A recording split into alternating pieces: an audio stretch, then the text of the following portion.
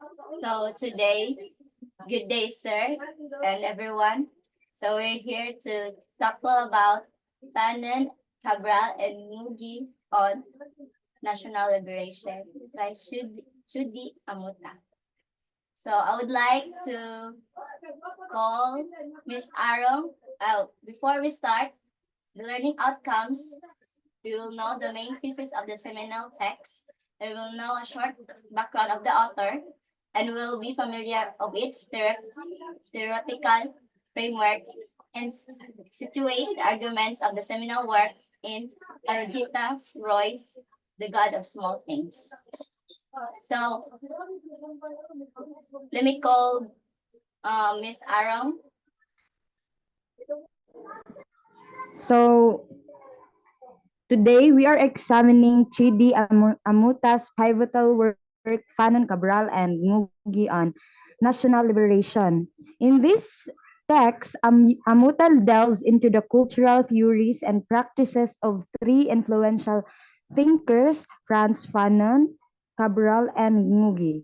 The main thesis presented by Amuta is the exploration and comparison of how these intellectuals perceive the role of cultural in the anti-colonial struggle and national liberation. Essentially, Amuta contends that Fanon, Cabral, and Mugi collectively offer a robust framework for understanding the critical role of culture in the fight against colonialism and in the process of achieving national liberation. So, these are the main propositions or arguments. So let's break down some of the key arguments Amuta discusses in the text. First is cultural dimensions of colonialism. Fanon, Cabral, and Mugi each emphasize the profound impact colonialism has on the culture of the colonized. They argue that cultural domination is a fundamental component of colonial control by eroding indigenous cultural identities and imposing foreign values, colonizers maintain their dominance over the colonized populations. Number two is that stages of cultural development. Focusing on Fanon's perspective, Amuta highlights an evolutionary schema of cultural development under colonialism. Fanon outlines a progression that starts with assimilation, moves to cultural nationalism, and culminates in a revolutionary nationalist phase. This progression reflects the shifting consciousness of the colonized as they move towards liberation. And third is the authenticity and peasantry. Cabral offers a unique insight by underscoring the authenticity of the rural peasantry culture. He posits that true national liberation must be grounded in the culture of the rural populace as opposed to the often alienated culture of the urban elite. Cabral's argument places the peasantry at the heart of the liberation movement as their cultural practices and values are less then tainted by colonial influence. Fourth is the cultural resistance. Mugi perspective brings a critical focus on the role of literature and cultural expression as instruments of resistance. Mugi advocates for the reclamation and promotion of indigenous cultural values through various forms of cultural expression, particularly literature. He believes that by revitalizing native languages and storytelling traditions, colonized people can resist cultural domination and assert their identity. And lastly is the interdependence of history and culture. A recurring theme among all three thinkers is the intertwined nature of culture and history. They argued that a deep understanding of this relationship is vital for effective national liberation movements by recognizing how historical experiences shape cultural identities. Liberation movements can more effectively harness cultural elements to inspire and sustain their struggles. So, in conclusion, Amuta's analysis provides a nuanced understanding of the role culture plays in the anti colonial and national liberation contexts. drawing from the insights of Fanon Cabral and Mugi. These thinkers collectively enrich our comprehension of how cultural dynamics influence and propel the fight for freedom from colonial rule. So, may I call Mr. Alberio for the next question, please? Okay, so good morning, everyone. So at this point, we are going to delve in Chidi Amuta's short background. No, so Chidi Amuta is a notable Nigerian scholar. Also, he is a journalist and a literary critic. He holds a PhD in English and American literature from the University of Nigeria in Suka. So Amuta has made a significant contributions to literary theory, particularly in the realm of African literature. No, he is best known for his work on Marxist literary criticism with a focus on how literature intersects with the socio-political issues in Africa. So Amuta has held various academic positions, including teaching roles at universities, both there in his place in Nigeria and internationally also. So his scholarly output includes numerous articles and books that analyze the role of literature in societal development, the dynamics of African literary expression, and also the impacts of colonial and post-colonial conditions on African narrative. So in addition to his academic work, Chidi Amuta is also an active commentator on contemporary issues, no, contributing to various newspapers, journals, no, inana siya. And his interdisciplinary approach combines literary criticism with cultural and political analysis, making him a very prominent voice both in uh, academic and public discourse, especially in African literature and culture. No, so that's it for the very short background of the author Chidi Amuta. So now let's move on to the second part of the presentation. So, hello everyone. Today I will discuss the theoretical framework based on Shidi Amota's analysis of the cultural theories and practices of Frantz Fanon, Amilcar Cabral, and Ngugi wa Thiong'o in the context of national liberation.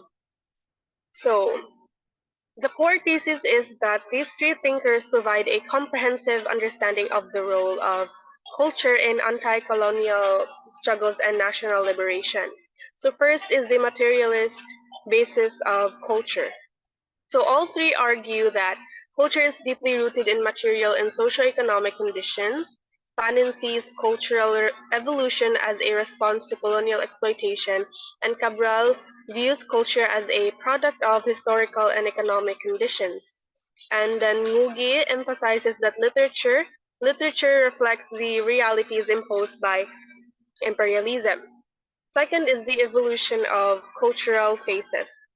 So Fanon identifies three phases, which is the assimilationist phase, which is the where intellectuals mimic colonial culture, and then next is cultural nationalist phase, where intellectuals reject colonial culture and romanticize the past. Third is the nationalist phase, where intellectuals engage with the masses for revolutionary cultural production. And then Cabral distinguishes between urban elite and rural peasant cultures, highlighting the revolutionary potential of the latter. Then Ngugi focuses on how cultural expressions revolve during anti-colonial struggles to meet contemporary needs. Third is the culture as resistance and empowerment. So culture serves as a form of a resistance against colonial domination and empowers the colonized. For Fanon, cultural action inspires political struggle, and then Cabral sees cultural resistance evolving into various forms to contest foreign domination, and then Ngugi believes literature is crucial for decolonizing the mind and asserting national identity. Next slide, please, Kyra. So fourth is the integration of past and present. it is engaging with the past critically to inspire future actions. And then Fanon advocates using the past to build hope and action, not as nostalgia. And then Cabral emphasizes cultural heritage for contemporary challenges. And then Ngugi uses historical consciousness to reclaim cultural identity and foster a forward-looking cultural renaissance. And fifth is the dialectical relationship between culture and history, where culture and history is known as interdependent, where Fanon sees cultural evolution reflecting stages of political consciousness. Then Cabral views culture as a dynamic element of history, resolving societal contradictions. Then Ngugi uses literature to critique historical developments and educate politically.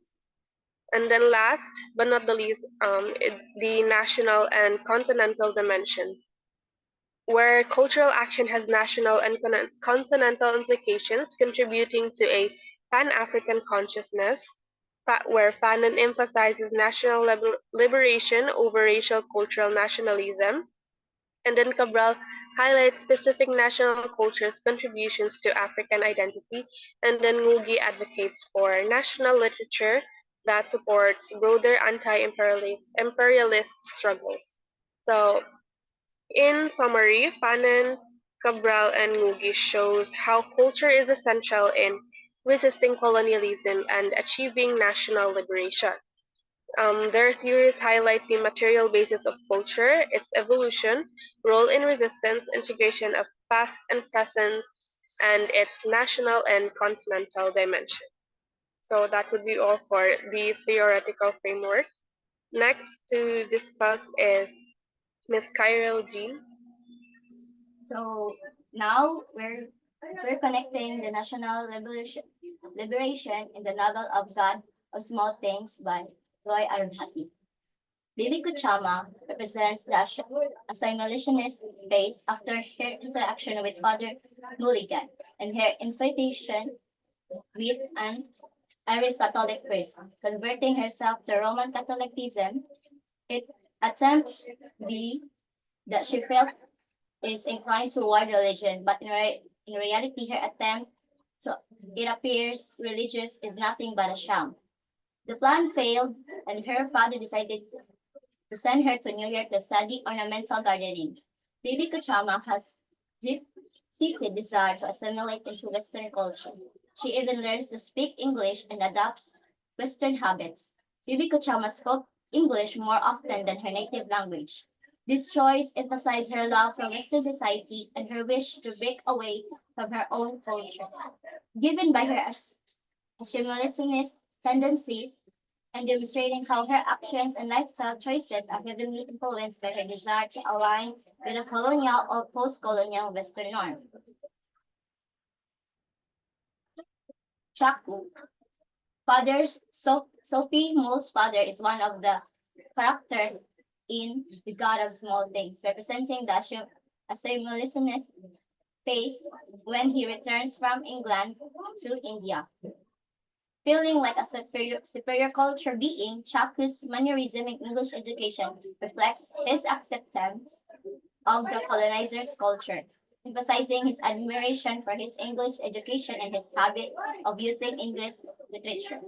However, he identifies as a Marxist, indicating his belief what the global laboring class or workers need to band together and rebel against the middle or higher classes, and define their rights. Fanon theory that colonized intellectuals first imitate the colonizer's culture, resulting in cultural alienation is shown by the representation of Chaku.